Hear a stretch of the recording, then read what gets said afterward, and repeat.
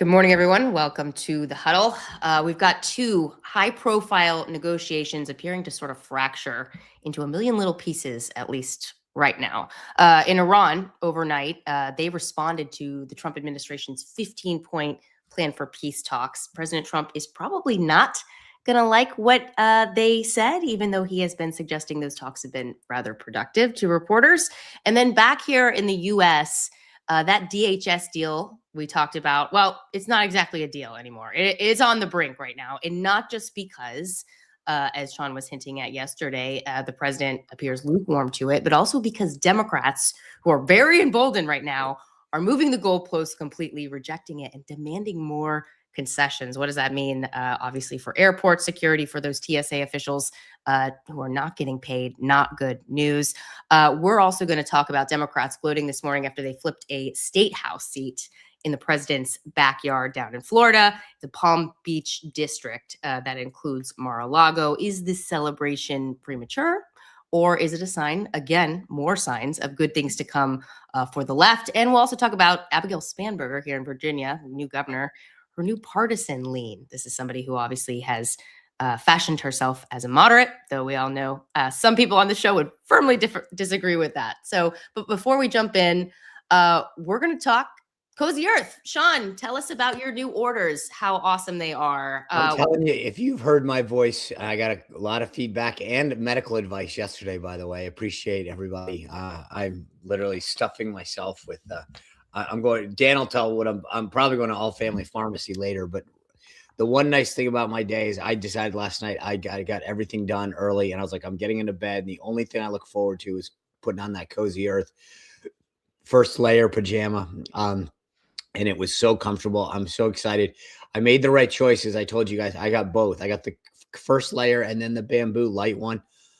There's nothing that you can go wrong with there. But as the temperatures get warmer, if you've been in the flannel Cozy Earth, which are amazing, and you think, wow, I want something else, try either. I hear this in my tags. I got the first layer pant and then the men's bamboo stretch knit pajama pant. I used our code huddle at Cozy Earth. And it felt like, hey, guess what? You can buy two because you're saving so much money. You cannot go wrong. The towels, the candles, the eye mask, CozyEarth.com. Use code HUDDLE 20% off. You will not be disappointed. Awesome. Thanks to Cozy Earth. Let's jump into the day book. First item is actually quite fun one. Major League Baseball opening day. Yeah. You guys, I mean, are you guys baseball people, both of you? Oh, yeah. I mean, pull up the poly market here because we want to see. I mean, and it's a surprise to nobody if you're a baseball fan. The Los Angeles Dodgers, 28% of poly market participants think they will win the World Series. I'm a diehard Mets fan. Sorry about that. Yeah, grew up in the 80s. Hopeful, but if Dodgers versus the field, I'd take the Dodgers. Sean, how you feeling about your Sox? We'll see. I did not follow spring training as well as I should have, so I can't weigh in effectively on this. But I always look. I'm a Red Sox fan more than a baseball fan. Yeah. Okay. You all know me, not big into sports, but if there's one, sport. Rachael just wants to see a lot of touchdowns in a baseball game. I do enjoy a baseball game, mostly because of the, atmosphere. I love Dippin' Dots, and whenever I think about I think about Don't even get me started. Google Dots. me and you'll I can't believe you said that. They are not the ice cream of the future. And I'm sorry if they're not, but they're fun. I don't know. Have you taken Skylar to a game yet? No. Okay, because I haven't taken her to the ballet yet, and that's priority number one. But that will probably happen this year. There's a playground and a mister in the outfield at Nats Park. I spent so many hours out there years ago. So they actually have a playground, really? They do. Yeah, they have a little jungle gym, and if you walk into the gates, it's on the left. I love that. Okay, third base side.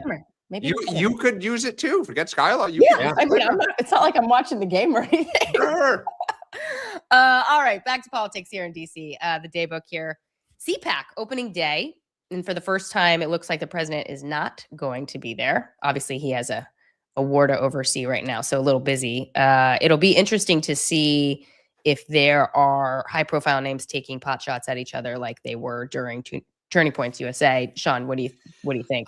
I mean, when you look at the lineup, it's just not. It's not. There's not the big names, and that's going to be I mean, so you do have some MAGA folks there. You've got Jack Pacific and Bannon and Benny John, but it's not. They're not playing at the same level. So number one, you're not getting that same. They might take pot shots, but you don't have the Tucker, the Meghan, the level of that. You don't have the vice president. You don't have several. I mean, there's a couple of cabinet members going, but I don't think you're going to see the fireworks there. They might, again, one or two people might take a pot shot. Ken Paxton is speaking, but I don't think it's definitely not the same level as. I was just about to ask two quick questions. CPAC usually does a poll. So assume Vance by 60 or so, or we think it may be a little closer. Wait, hold on. Two, Paxton is speaking. Yep. I assume he is by far the favorite of this crowd. Any chance that there's news around it? Like, would you throw some chum down there at CPAC? He's always throwing chum though, right? No. With Donald Trump. No, okay. Oh, I see. Because here's why, just to be clear, I think they need every vote in the Senate for the next little while, and I wouldn't risk it. Okay. Yeah, makes sense. And would CPAC a lot of Vance backers there. So I would think he's going to do well in that poll. I don't know. No, that's the question. Related, CPAC is down in Texas, and we don't have this on the lineup for today, but there was a New York Times story suggesting that the RNC was eyeing Dallas for this sort of midterm convention post Labor Day. We were texting about it, and Dan's remark was something like, "Oh, interesting that this was a Ken Paxton idea, but Dems backed off, and Republicans are actually the ones doing this." Ken Martin, yeah.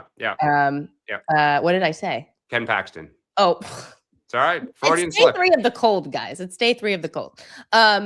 Yeah, so that's it. What do you make of Dallas for this? It's a great pick. I mean, in terms of like you have Dallas, Vegas, and maybe New Orleans. You have to have the hotels, the space. So there's only so many places that you can do something like that. I think it's a good pick. Yeah, you got the Senate race, the House races. Like there's a political side to it too. Yeah, maybe the huddle should go. I'm just going to plant that right there. Okay. Well, otherwise, by the way, just how it manifests itself, because I mean, a convention's really only 3 days. What does this look like? I mean, and how much attention do people pay to something that's not about a presidential nominee? Let's continue back with the daybook. 10 a.m. House leadership. They'll have their post-conference press conference. I expect a lot of talk about DHS there and the SAVE Act. 11:45, Democrats will be doing the same with their own leadership. The president tonight at 7 o'clock is headlining the NRCC's annual fundraising dinner. This brings in a ton of money for Republicans. Usually he's in a good mood and he takes like pot shots at these guys, but it's funny. Like he makes fun of them in more like a my little brother or older brother way. We'll see what kind of mood he's in tonight, but yeah, well, I throw that as a traffic warning as well. The dinner's at Union Station. If you are traveling in and out of the greater metropolitan DC area, please take this as your travel advisory. There you go. Okay, before we dive in, standard housekeeping note here. Please go to YouTube and subscribe to us. We're getting our numbers up, but the more we can push those numbers up, the more eyes we will get, just sort of feeding into the algorithm. Go to YouTube, look us up at the DC Huddle, subscribe, send it to a friend if you've already done that. Somebody who loves politics. It's free, as Sean always likes to note. So we really appreciate your support and for watching. All right, let's jump in, guys. So Iran basically overnight was flipping the bird to the White House and Washington, D.C. There was this Wall Street Journal report overnight that said they wanted a number of things. This is in response to the White House putting out this sort of 15-point peace plan that they, through intermediaries, gave to the Iranians.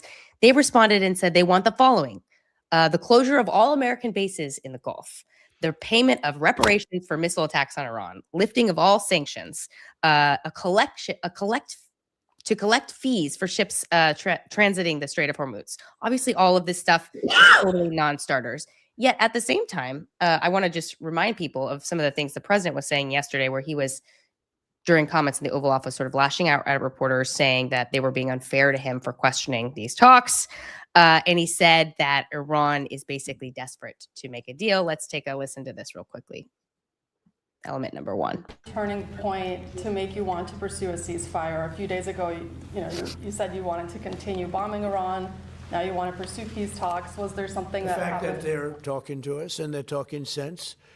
And remember, it all starts with they cannot have a nuclear weapon. Just, I said yesterday, they said, what are the top 10? I said, well, number 1, 2, and 3 is they can't have a nuclear weapon. And they're not going to have a nuclear weapon. And we're talking about that. And I don't want to say in advance, but they've agreed they will never have a nuclear weapon. They've agreed to that. There he is saying they've agreed to never have a nuclear weapon. And here we are getting reports about what they are countering with, which is totally non-starter. Sean, did something happen? Is this just posturing? Like, what do you make of this Wall Street Journal reporting on how they are just totally responding with these non-starters? So a couple of things. One, as I noted yesterday, well, first, I do think it's funny for a group of reporters. We talked about this yesterday. If they weren't talking, how did they suddenly get 15 points that we submitted, and how did they respond? So case closed on that. It's pretty obvious to every reporter that said that they weren't talking. That clearly wasn't the case. But the president also casted them as very positive discussions. When but that's a second issue. Yeah, okay. How but the first threshold was they weren't. The first threshold was the media said they weren't talking. Well, clearly they were talking because we have literal versus figurative. Yes. Okay. Second is look, I think that there are probably multiple channels that they're going through. I thought so there might be some glimmers of hope and optimism among some of the people they're talking to. But I do think that the big takeaway for me for this whole thing is based on Iran's answer, that this is not stopping anytime soon. They are not giving up. The idea of coming back and saying, we want reparations, we want this, total control of all of your bases emptied out, and total control of knowing when you're going to, that's like beyond laughable. It's like, do your worst, go for it. But I will say that my favorite quote, I just got to say this to you, pull it up, because there was quoted, one Trump advisor was quoted the media saying, because people were saying that on one hand, he's talking about peace, and on the other hand, he keeps bombing. And the quote that I thought was fascinating is, Trump has a hand open for a deal, and the other hand is a fist waiting to punch you in the effing face. That's so funny. I flagged that same quote to bring up, Sean. But it's so true. It's like his hand is, hey, I want to fight it. I want a deal. And if you don't want a deal, I'm going to keep punching you until you say you want a deal. To me, that's actually how we're going to probably end up, because he's going to keep annihilating them until they get there. Dan, on that, because I was going to come to you on that. The Iranian officials, they are suggesting to reporters that they feel like Trump has tried to trick them before. They're pointing back to what happened in June. Talks were ongoing. Then all of a sudden, boom, bombs are coming in. Same thing with a couple of weeks ago before this started. They were engaging in talks. They thought they were going to meet that Monday or something. And then all of a sudden, the war starts. Is this, here, the president's they're not ashamed. They're proud of this. Look, we're going to, as Sean was just saying, we've got a fist in one hand and an open hand in the other. But at some point, can't that be counterproductive to trying to actually get someone to the table to make a deal? Well, no, it's just like we dropped the bomb on Japan, and then Japan said, all right, let's talk. I think, look, Sean said this before this even started, which is it's hard to trust Iran. They're slippery. They just are. The Iranians can say Trump was being dishonest. The Americans would say they were going to talk us into the ground and in circles and give a little, but take a little, and you can't deal with them. I think the bottom line is what Sean said, which is I don't think we are truly close to a deal. I think this continued troop buildup, as we all say, they're not going there for fun. It is likely that something is fairly imminent in the next week or so. Chances are we are going to either attempt to take the shoreline of the Strait, Karg Island, and or go after the nuclear material. And Iran is, holding on.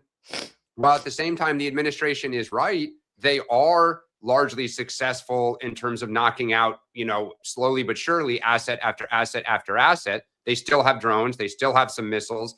But, it's hard to argue if you're Iran, you're only winning, or you're not losing because you survive, but it's getting harder and harder to survive. So it just is going to, I think, become a little test of wills. So this comes as leaders are talking about having this meeting in Islamabad tomorrow. Pakistan, Turkey, Egypt, pushing for this meeting between the U.S. and Iran. This is not going to happen, right, guys? Well, What do you think is? What do you think is? What might. are the chances? I think the meeting might happen, but Right. there's nothing that's going to substantively come of it. And if it does, I mean, this goes back to what Dan said that I said, which is I don't trust a damn thing they say anyway. So who cares? Right. They're going to say whatever. I mean, if someone's bombing you or punching you, and this is why, I mean, not to make a out of the blue analogy, but part of the reason that people claim that waterboarding never works is that somebody at some point will say whatever it says to stop getting waterboarded, and you can't trust the utterance. So I believe Iran will at some point, just to make the shelling stop, say, uncle, and I don't believe that it'll be true. So part of me is I think our strategy should just be like to annihilate them for 3-4 more weeks, make them crumble, and then rebuild it. Well, but this is the issue. When I say rebuild it, I'm not talking about that. That was figuratively. I'm not talking Well, about. but I mean, this is the challenge, which is at the end of the day, we've always said this. What do you do about the regime? Because to Sean's point, let's say they cut a deal. They're never going to give you all of their nuclear materials. No. I mean, just at that point, they lose all deterrent. This 20-year, drive they've spent tens of billions of dollars has gone to waste. And this is where we haven't mentioned it, Israel. We keep saying to be a fly on the wall for Netanyahu because the Israelis want regime change. They want to finish the job. And they seem to have more patience because it's a greater threat to them than to us. And so what do you do? Let's say they meet in Islamabad and they truly start to say, look, we'll ship some of this to Moscow and we'll, Sean, would you trust them? I mean, and the regime stays in place. No. Look, there in any scenario in which the regime stays in place, it's you're just buying time. Yeah. I mean, they might say something to get you a month or even a year or whatever, but this is an ideology to them. Yeah. Just a flag in case folks missed it, the Pentagon is deploying another round of troops. See the Army's elite 82nd Airborne Division to the Middle East, 3,000 soldiers. Guys, if you had to pinpoint a day that we're going to go in, what day is it? I mean, I would be surprised if this happens by the weekend. I was going to say, should we just say now for what to watch for this weekend? This is too obvious. You can't. Yeah. There's something about Fridays in this administration. Like that's because the market's going. Friday nights is, okay. Now, can I make a point? You just noted the 82nd Airborne, right? Sure. What did I say a few days ago about the major ship that's flowing in, the Tripoli? Oh, watch that one or something. Yeah. No. But there's again, part of it was the point that I was making then is its assets. Yeah. And all of this appears to be an air campaign. So you're going to go in, you're not going to bring people on land like a D-Day deal where you use an LCAC and bring them on shore. They're going to be dropped in. Yeah. So you're going to see a bunch of people by helicopters get brought in, drop down. Yeah. Let's do a quick all-family pharmacy before we go to our next topic. Yeah, sure. So, the other day I had to bring one of our kids back to school, and as Sean coughs, another one. It's allergy season is starting. If you have family members, at least up here, you started a couple weeks ahead of time, so you can start to get it in your bloodstream before the pollen really gets bad. And thought all-family pharmacy. Of course, I would never do it while you're driving because that would be totally inappropriate. But, it's when you're busy, this is one of those things. We always talk about it. You go to allfamilypharmacy.com. Fill out a short medical form. A licensed doctor reviews your request. And if appropriate, they provide the prescription. Comes right to your door. You can stock up on all the essentials. They have hundreds of prescription medications that families rely on. So as life happens, which it does for all of us, it is very convenient to go to allfamilypharmacy.com. But remember to do a /huddle, allfamilypharmacy.com/huddle, and use the code HUDDLE10 to get 10% off your order today. Because I can tell you that allergy medication is not cheap sometimes. So don't forget to get the 10% off. Awesome. Thanks to All Family Pharmacy. let's come back to politics, obviously, here. So the DHS deal, as I said at the top, it's on the brink right now. And this is just totally fascinating. It's not just on the brink because the president is sort of lukewarm to it, but Democrats are flatly rejecting what Republicans have offered them, even though they floated this idea themselves, this notion of carving out some ICE funding, right? So you can fund the rest of the Department of Homeland Security department, carve out ICE enforcement, deportation efforts, et cetera. Now they're saying that in order to vote for something like that, even though Republicans are willing to right now, they want concessions for that. It is, in my view, this is very Are you talking clearly. about Iran or the Democrats? Pardon? Dun, dun, dun. Oh, there you go. It is a fact that they are moving the goalposts here. I know Democrats Yes. are saying they didn't. They are not, but they are. Dan, at some point, I know they feel really confident right now. Democrats feel confident. We talked about them feeling very, very emboldened that the public is going to blame the administration, Republicans, not them. But at some point, if Republicans keep offering these deals and they're saying, no, can't this flip? Will this flip the public sentiment? Well, I mean, we were texting yesterday about this. I mean, you're winning until you're not. And that's what would worry me if you're Democrats. Look, they believe until they see a shred of evidence that they are losing or in danger of losing, the losing being the public narrative and getting blamed politically, they are going now for complete and utter victory, which is all 10 of their demands being met. And I said this yesterday, to them, it's gone from like 2 of 10 to 5 of 10 to 7 of 10. And they're like, why should we stop the momentum? Yeah. But again, to your point, Rachel, my worry would be that if these lines get worse and worse and worse, and Easter is coming up, so a lot of people traditionally travel around Easter to go visit family, that if all of a sudden you start to lose, it could rapidly, like you could lose a lot of momentum. And given we have the macro political momentum, at some point, I think I would think you take a deal, but I get their point of view, which is, why should we stop? Sean, I want to get your reaction. Like, I've been asking people about this because back during the last shutdown last fall, I was vocally predicting that Democrats would take a lot of the blame, that they would ultimately fold. I ended up being wrong on that. And the politics of this have totally shifted. I asked somebody how it was, like a Democrat, senior Democrat, how it was that they have been able to basically escape blame for a lot of this stuff. And not entirely, obviously some voters blame them, but most voters are blaming Republicans. How have they been doing this? And the senior Democrat said to me that it was because, you know, the administration, when they first came in, they made such, you know, a stink about Doge. You had Elon Musk on the stage with the chainsaw. And so the public narrative regarding Republicans is that they don't care about federal workers and they just want to cut things. And so they are the ones taking the blame, even as people like yourself are making the case that TSA workers are really hurting. And Democrats, to be fair, are the ones hurting them. Like, what do you think about that? How has it been that they are not getting more blame for this? Well, I mentioned yesterday, I think the number one reason is that when you listen to the narrative, if you turn on the TV, for the most part, people who are seeing it aren't being told why, right? So it looks like it's spring break season and you go, wow, there's a big line. I mean, most of the media is covering for the Democrats on this and saying that, you know, there's long lines at TSA as the government shuts down. They're not pointing a finger. If this was the Republicans, they'd say Republicans failed to vote to keep it open. They're not putting the blame on Democrats for the average voter right now. They're not seeing it as a Democratic shutdown. And frankly, Dan points this out all the time and he's right. And Republicans aren't doing a damn thing to pin the tail on the donkey here, literally and figuratively. I mean, we are doing such a bad job. I said this to Ron Johnson, who was on the show. Why are you guys not at Reagan National Airport? He was like, well, we won't get coverage. And I was like, we are not doing a good job of putting the blame where it should be. And the media is all too happy to make sure that they don't expose that. So I think that's the biggest thing. But I'll tell you, the other thing that Ron Johnson told me on the show, and I was a little skeptical of him at the time, is he said Democrats don't want a deal. I mean, no, they don't. for their own internal, like their view is why would, like, we don't, there's no reason for us to deal. They actually will probably pay a political price with their base for cutting a deal. And this last 24 hours just proves it. They don't want, they want to isolate ICE. And I will say one last thing.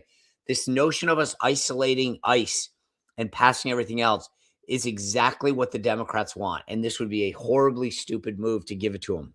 Yeah. I mean, I've been saying for weeks that I don't think Dems want a deal. It's just not where their base wants. And like, why would until Well, they, but as don't Dan, look. go ahead, But I Dan. mean, here's the thing. Our party right now is not divided on this issue. I may think, hey, like I'm getting a little nervous that at some point we could have a problem, but we don't now. Yeah. Republicans are divided. Yeah. Rachel, you texted yesterday. Josh Hawley saying, hey, I don't like all these offers that we're making on like I got a problem with some of this stuff. Yeah. So again, to our party, it is your side is totally divided. The politics are on our side on the issue of ICE and on the shutdown. What is the incentive for us to give? And I get it. I totally get the raw politics of that. Yeah. I want to get to Republicans being divided on this for a second, but just a quick note. I don't understand how it was that John Thune or these Republicans that went to the White House and tried to get the president to accept this current offer they made to Democrats. How did they not first double check to make sure that if they gave this concession, that there would be Democrats there? I mean, that seems like congressional discussions 101. Like, what if you're going to give such a big concession saying that you would carve out ICE funding? Wouldn't you think they would have some sort of awareness about whether or not like that would actually be received well? Like, it just seems like Republicans on the Hill have been, at least the negotiators, caught completely off guard by the fact that Democrats are not going there. And all it would take is like a quick call or a discussion on the Senate floor to see that these guys, they're not going to accept that. But anyway, I want to talk to you, Sean, first about the president and his lukewarm receptions to this. So he was asked about this deal by reporters in the Oval yesterday, and he said, I'm going to look at it. We're going to take a hard look at it. I want to support Republicans. But he also said, I think any deal they make, I'm pretty much not happy with it. There's no way they can, even if Democrats said yes to this, like say you get like 8 Senate Democrats, they can't get this over the finish line without him vocally endorsing it, right? Probably, and then sticking with it. Yeah. And what I mean by that is if he has a history. So he'll be on board on the plan. And then, because again, think about this. You rush in the office, you paint the prettiest picture possible. This is how this is going to go. You say, great, I'm on board. And then 20 minutes later, 4 other people walk in and go, do you realize that what they didn't tell you? Here are the downside to that deal. Boom, boom, boom, boom, boom. And he goes, wait a second. Yeah. He's done this before. Asked, go see the Paul Ryan movie. And and you'll realize, and so part of this is that when they walk in, I will say, to your point, Thune, I don't believe was there. It was Katie Britt and others, and they're sold them on, hey, here's the upside. And oh, by the way, we can do the rest through reconciliation. I mean, I don't even think of the analogy right now. It's like, that's like, we can go eat this dinner and then all we need to do is win the lottery right after and we'll be fine. And it's like, you present this rosy scenario to him where like, we'll take care of all the other funding and such through reconciliation. That's not exactly an easy lift. And so I think sometimes he gets sold a bill of goods by these guys that make it seem like what they're proposing is actually really easy and possible. Well, so and look, go ahead. I mean, just again, I'm going to come back to the Democrats for a second. Not only are Republican senators divided, Republicans in the White House are divided, right? So again, what is the incentive for us to help them as they are going off the cliff? They're in the majority. The public just says at the end of the day, we have one president and one party controlling Congress. So the incentive is to do the right thing, but that comes second to politics, I suppose. Yeah. Somewhere there's a famous Mitch McConnell quote, my job is to defeat Barack Obama. That's how they see it. My job is to win the majority. I'm kidding. Yeah. Serious, but also understand politics. This is a pretty cynical town. So what comes first? All right, let's move on to Florida. Yeah. By the way, one last thing? We've talked about this. We are heading into this Easter spring break-ish. And I will be interested if this does create a breaking point. Yeah. And it's very interesting. I talked to somebody the other day who flew out of one airport and on the way to DC, and I said, how was it? And they go, 3-minute wait. Yeah. Then I talked to somebody else and they were like, it was a disaster. Where this goes back to your question initially, Rachel, why aren't people? Is because it depends on where you are, how much you're feeling this. Yeah. That's a good question. We should look at like, what are the worst lines? Oh, they have them. They CNN tracking it. I mean, LaGuardia is terrible. Right. It's Democrat in the areas, right? No. It's that's bipartisan, because I some see. airports even are subcontracted and those contracts are already paid. So the TSA agents are paid and they're, they should have no problems. I'm just saying those members will feel, you would think would feel more You pressure. would think. but Yep. Yep. By the way, chances that we go into spring break without this, I mean, it seems pretty certain that we're going to go into spring break without this resolved, right? Well, don't forget too, the Senate's supposed to go on recess next week, and they're saying no, but some are not happy, and that sometimes is an incentive to cut a deal. There is always this talk about canceling recess when perhaps they should, because they should be doing their jobs. But like, I'm skeptical they'll cancel recess if they don't have a deal. What do you think, Sean? I think that because they worked, for like an hour last Saturday, that they won't. It was funny. One of the amendments, the Tommy Tuberville amendment on transgender, lost because Republicans, I think Not three enough. Republicans weren't there. Some of them just don't show up anyway. Yeah, we'll see. Okay, let's move on to Florida. So Democrats voting this morning after they flipped this state house seat. That includes Mar-a-Lago. Trump carried this district, it sounds like, by 10 points last time. And now you've got a Democrat who's going to be overseeing it. You have Ken Martin last night who was bragging about this. He said, if Democrats can win in Trump's own backyard, we can win anywhere. Last night, House Minority Leader Hakeem Jeffries was basically daring Ron DeSantis to go further with redistricting. He might be eating his words pretty soon on that one. But there is some question about whether this was a huge victory, right? I mean, like, doesn't this area have Democratic elected official? I mean, let's start with Sean here because he's the skeptic.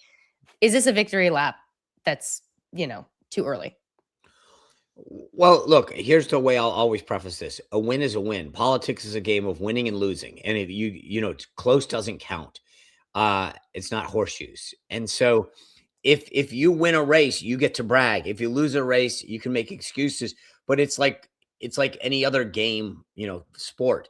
Your record is what you get judged on. And no one turns around and says, yeah, but they were all close games. I mean, coaches get fired all the time by losing a bunch of close games. So if I were the Democrats, I'd be proud of their victory. They have a right to this is the game we're in. Is it something that I would freak out about? No, but it is another warning sign for us, which is, what are we not realizing? No one puts a ton of money into a race like that.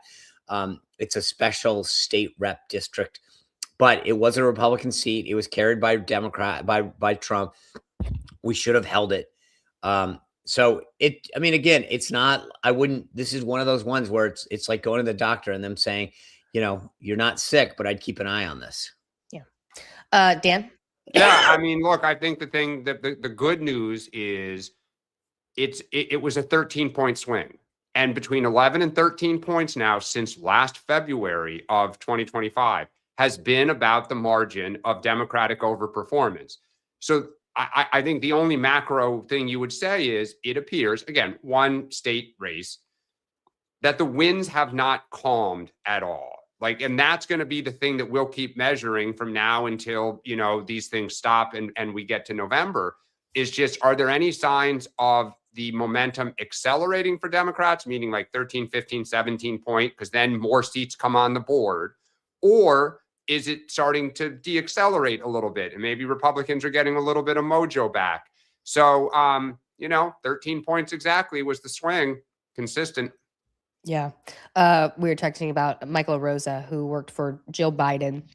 He watches the show often. We love him. Yep. Yes, he's great. He's fabulous. Was tweeting, sort of pouring cold water all over Democrats being excited about this, saying that Palm Beach has been represented by a Democrat in Congress for 13 years and that this particular state house seat is in a blue county with a D+ advantage, basically saying they shouldn't get too excited. But I mean, look, the county is Democratic, Sure. and he's right. Harris won it, Biden won it. Sure. It's just in this district, so again, it is a state house special election. Take it, but to Sean's point, if Kamala Harris's home district had flipped, do I think Republicans would spike a football? Of course. Yeah. Let's come up to Virginia. Well, actually, we'll talk here in this next segment about two sort of newly elected Democratic governors who are both considered centrist by their parties, although some Republicans would dispute that. They're doing two totally different approaches. You have Mikey Sherrill in New Jersey, who's sort of head down right now, doing her work. And then here in Virginia, Abigail Spanberger, who we all know is Sean's favorite governor in the United States right now, she's really leaning into her team colors, the partisan fight, as you would say. There's this obviously April 21st referendum allowing states to redraw their current 6-5 map, which is 6 Democrats, 5 Republican seats to a 10-1 advantage. She's like basically embracing this. Let's take a look at this ad she is posting today supporting this referendum. Abigail Spanberger, and I'm voting yes on Virginia's redistricting amendment. It's directly in response to what other states decide to do, and a president who says that he's, quote, entitled to more Republican seats before this year's midterms. Our approach is different. It's temporary. It preserves Virginia's fair redistricting process into the future. At this extraordinary moment, I urge all Virginians to join me in voting yes by April 21st. Dan, we have debated on Quote the show. Joe Wilson, you lie. Sean, I'm going to come to you in a second. But Dan, first, we've debated on this show about whether she's really a moderate. Both myself and Sean have said she's not.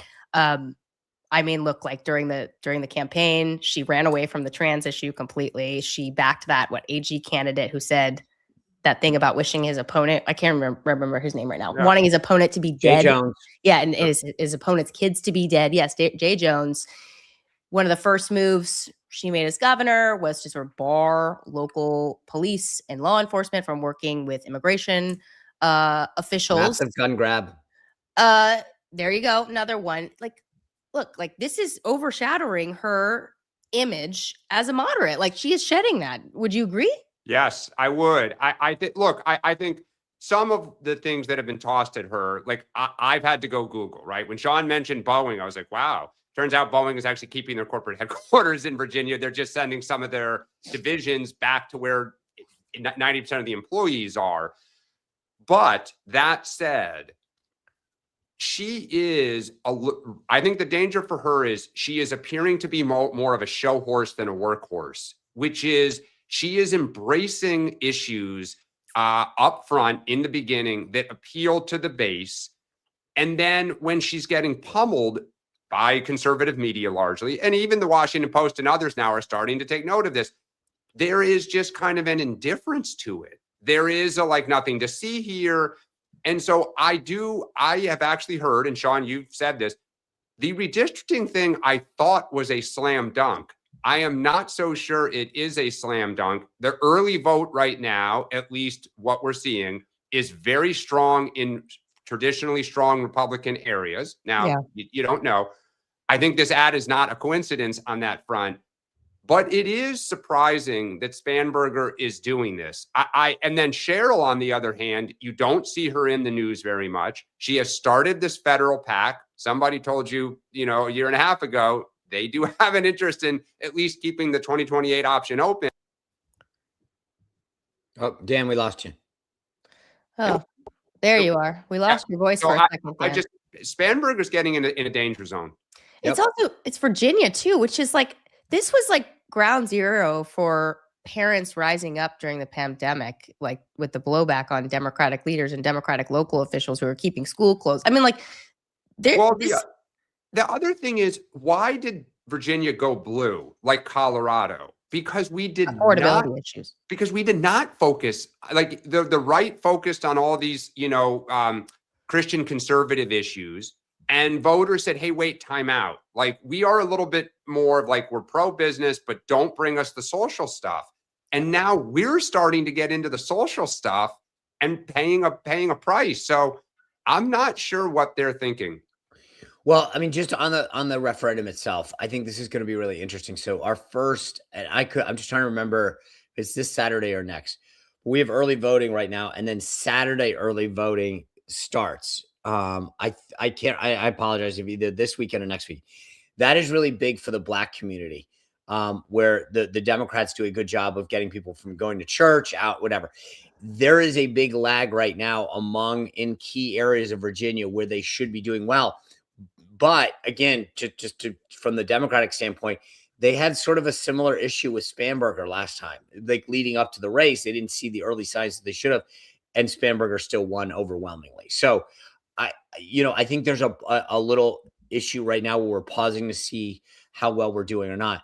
The issue, as I've said, that I have with what Spanberger's doing right now and what Obama and others is Gavin Newsom, at least in California, was straight up honest. I'm doing this because of this. Here's what's happened.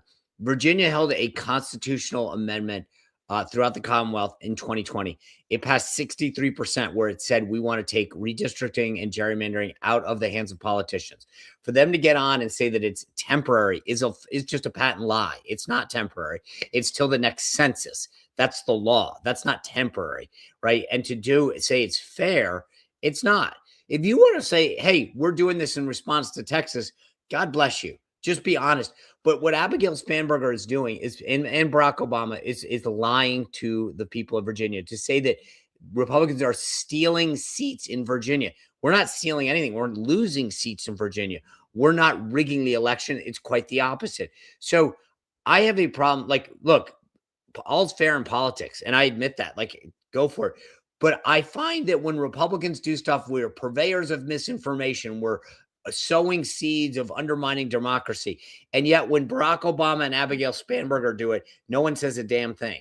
What she has done is literally, between the guns, the taxes, and some of our other rights, she has literally destroyed the Commonwealth of Virginia in under 3 months. She should be a champion. The thing that I find fascinating, to be honest with you, is that she is to the left of Zoran Mondami, and she's not getting the credit. I feel like if she wants to go this far left, own it, become the big hero to the far left, get Bernie Sanders and AOC to come in here and applaud you.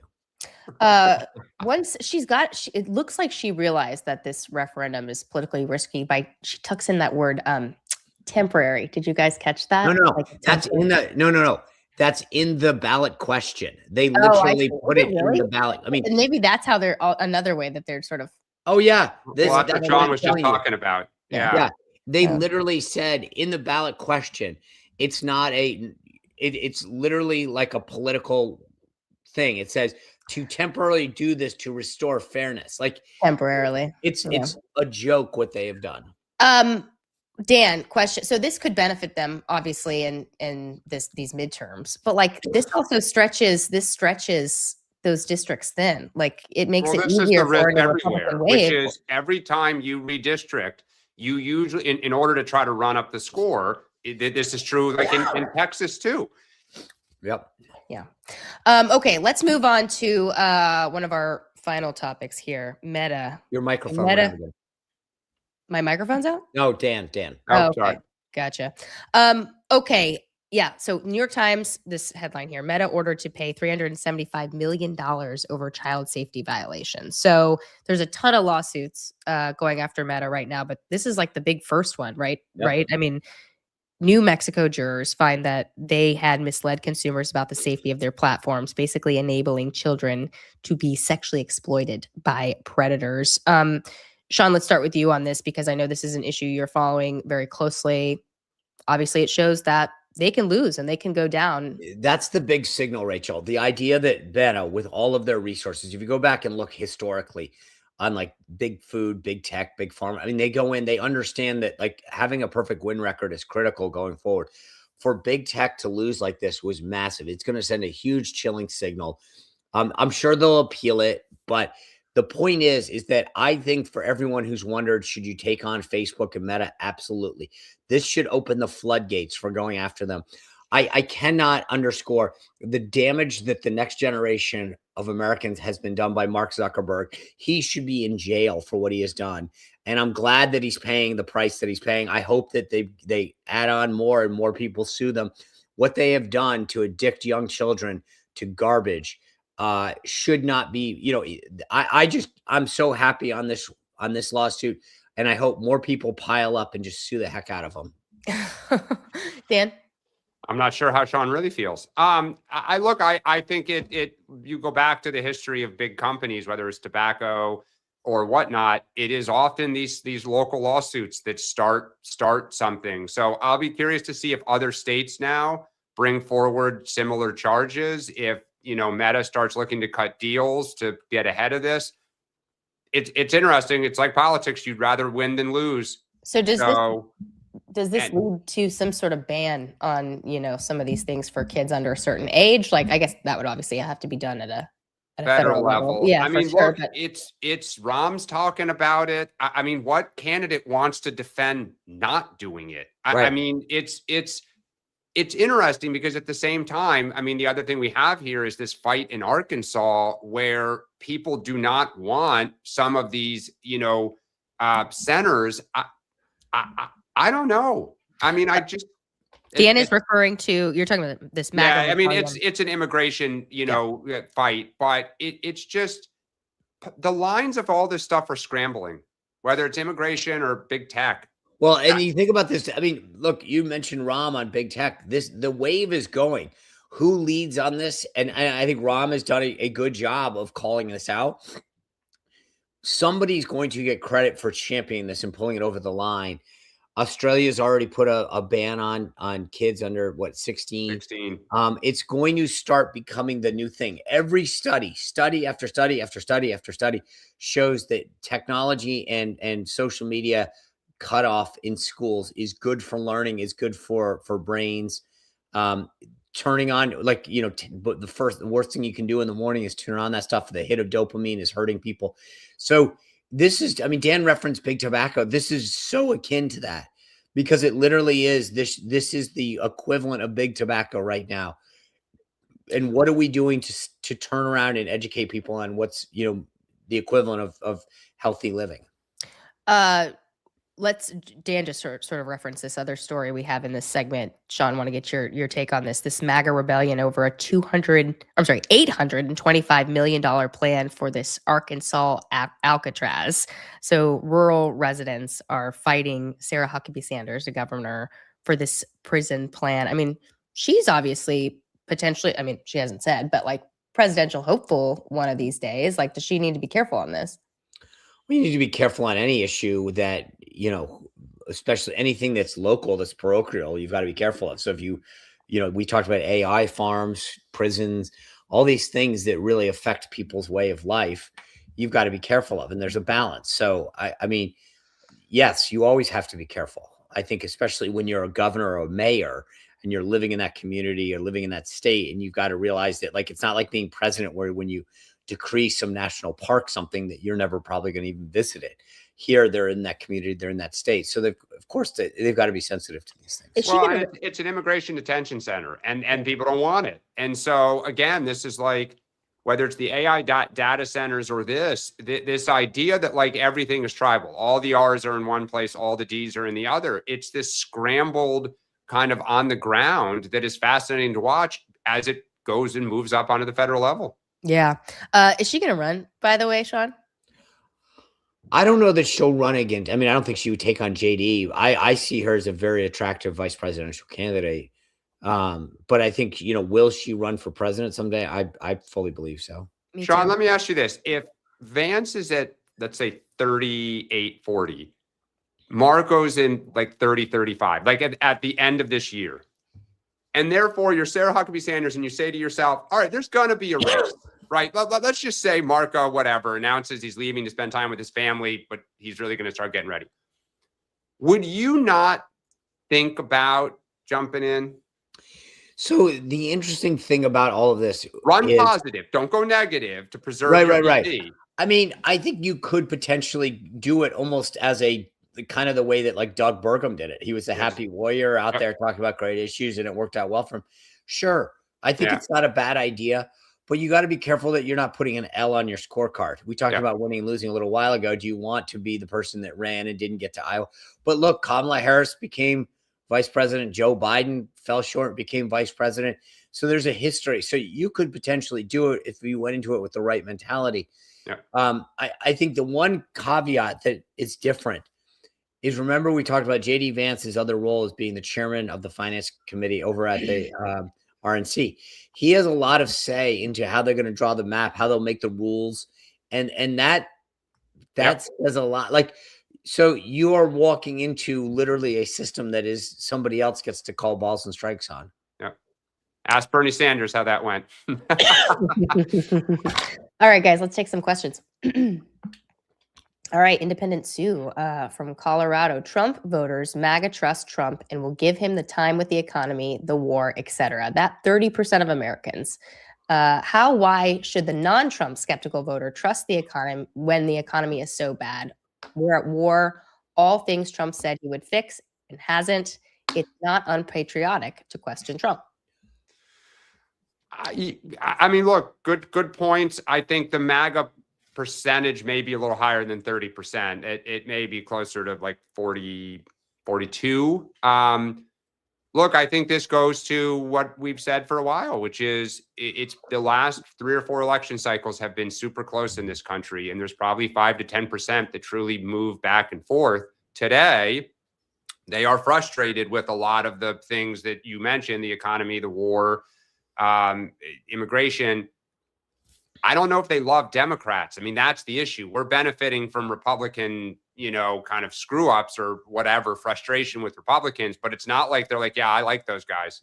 And that to me would be the risk, that somehow Trump and Republicans find a way to either scare the hell out of them or offer them an incentive, like the economy picks up or, great foreign policy stuff.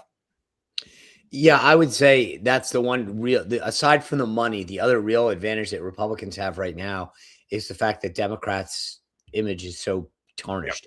Yep. Sue, I agree with Dan. I'd say that pretty much I would have nailed that same number. I think the MAGA number is probably closer to 42. I also think that, like, when you say the economy is so bad, I'm not sure that that's true. I mean, I think that there are some concerning some areas of concern that we need to keep an eye on, but there's a lot of really strong aspects of the economy. It's definitely not bad. I think that there's some concern now with gas prices and the effect that the war will have on GDP, but I would never classify it as bad.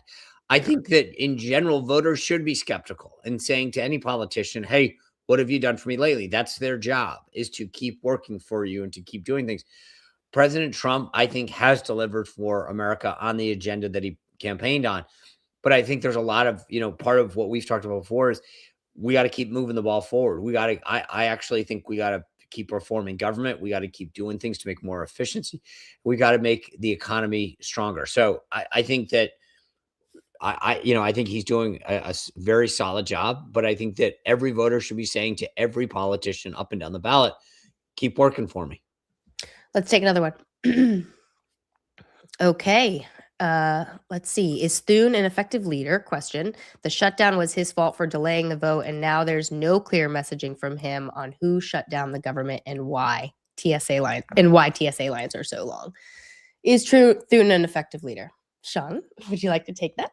It's interesting. I was watching this in the chat come up, and I started to think about this before. First of all, thank you for the super chat. Yes. Secondly, the thing about as I saw this question come up, I thought to myself about McConnell. There's a lot that people hate on McConnell for, but the one thing that he did, he was a masterful tactician within the Senate. He knew the rules, he knew how to navigate things, and he had like a strategy to get things done. And at the end of the day, he might not have been the most skillful orator or like public strategist, but he knew how to get things over the finish line: judges, nominees, pieces of legislation, etc. I think Thune, we'll see. The jury's out on that. He's still new. But where I think he's falling short, to be blunt, is not going out there and articulating this. Walking into the Senate gallery and giving a press conference with 3 other senators to NBC News and ABC is not getting the word out. They need to sell this. They need to be out there more. They need to be doing. I pollster after pollster after pollster that comes on my show in the evening says, we are missing the platforms. We're not going where voters are. President Trump went to Theo Vaughn, Nelk Boys, Patrick Bet-David, Joe Rogan. And the number of Republicans that are out there doing the same thing is like 2. Eric Schmidt from Missouri, fantastic job. Ron Johnson from Wisconsin, fantastic job. And then it trails off. These guys have got to do more and meet voters where they are. And that includes the leader. He's got to be out there a lot more. And it just, I don't see it. I don't know what he's doing. I get it's a busy job, but you ran for it. Well, I think though that in fairness to Thune, the challenge he has is he serves at the pleasure of the president, really. And the problem is they can't focus on this because of all the other stuff going on. I watched the whole rollout Republicans had last week on the SAVE Act. John Thune was on with Brett Baier. He was on other Fox programs. all on the SAVE Act. So the problem is they can't clear the decks. Like when the shutdown happened with Obama, you had cabinet secretaries doing press conferences in parks in front of trash piling up, right? They just hammered home every day. Here are the consequences and the costs of the shutdown to your life. And voters said, gosh darn it, spring break, I want to take my kids to Yellowstone. I can't, it's closed. Republicans are out talking about Arctic frost, the 2020 election, the SAVE Act, wars. It's anything but the shutdown. But that was the second point I was going to make, which was they are reacting to the president, right? Like Thune was under attack for how long for not bringing up SAVE Act, and then he felt like he had to. I mean, maybe he should have done it sooner, as you said, Sean, and then it wouldn't be coming in the middle of this when he should be messaging on DHS. But like there was a huge pressure campaign, including from the man in the Oval Office, for them to do SAVE, and by doing that, they're not focusing on this other thing. The other thing I was going to say about Thune is I feel like, he, like the games of congressional politics are just changing so much right now. I mean, like he comes from an era where if you make a demand in a government spending negotiation and you shut the government down, you typically get blamed and you don't get anything for it. That is changing. I mean, last fall, this question brought up the fact that he didn't bring up certain votes.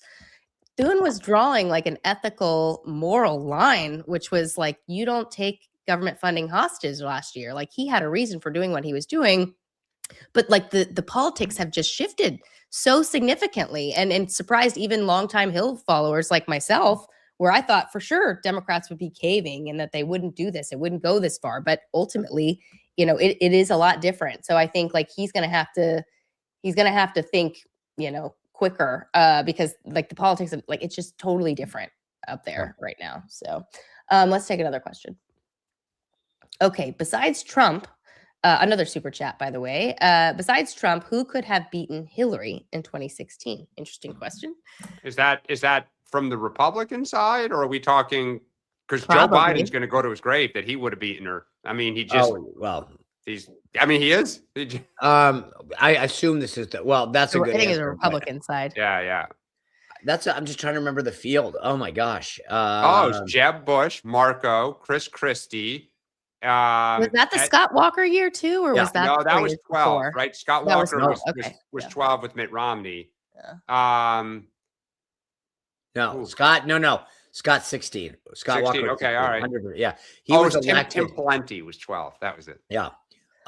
Tim. Yeah. So I don't know. I mean, it's a good, interesting question. I mean, I think head to head, Marco probably could have beat her.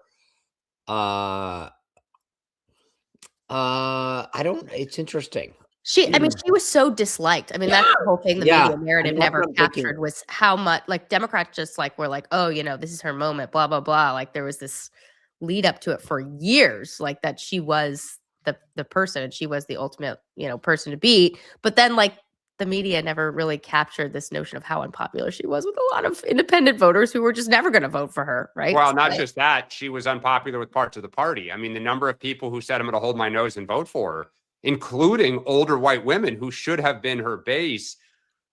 Look, I mean, for all this, she came within a whisker still of winning. And, her camp will say till they, die, that had James Comey that 10 days out not announced what he did, they think that was the circuit breaker in their opinion. Yeah. But I mean, look, I say this, like, sometimes when you have these questions, Trump brought a lot of people to the party that never would have voted. So like, what's that worth? How much did Hillary? I mean, like, it's one of those sort of seesaw things. For every time you put something on, you take something off. And I don't know. I mean, I can make a case that Marco could have beaten her, or Chris Christie, or Jeb Bush. But you can't. I think that Trump's unorthodox campaign 100% is such an X factor. I mean, like the stuff that he did that, like, I've admitted this. I was like, I don't know that we can even do that. And he's like, we're doing it. And you're like, boom. Well, like, just start with the fact of his platform. He was anti-immigration reform. Everyone we've mentioned, Jeb, Marco, Christie, were all for pathway to citizenship. The wars, they were all neocons. Trump was not. Yeah. free trade. They were all free traders. So like to Sean's point, the reason Trump was such a phenomenon is not only was he tactically and strategically a genius, but his platform was against everything.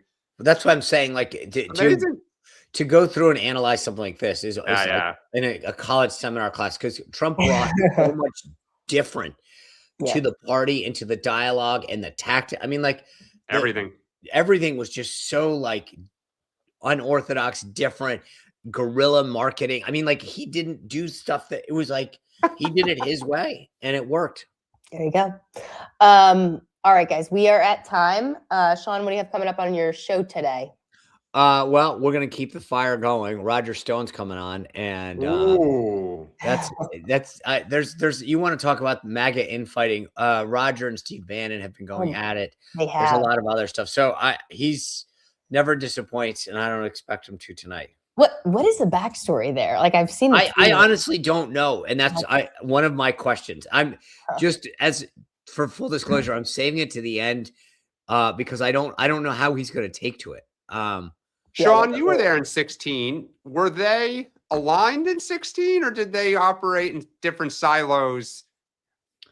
Same goal. Roger was threatening a lot during the convention, rather. Like if you don't, because remember, there's this whole movement to try to unbind the delegates, and Roger was like, "I'm going to expose any." I mean, I honestly can't even remember where everybody was. I know, obviously, he was pro-Trump, Steve was pro-Trump, so I don't know if.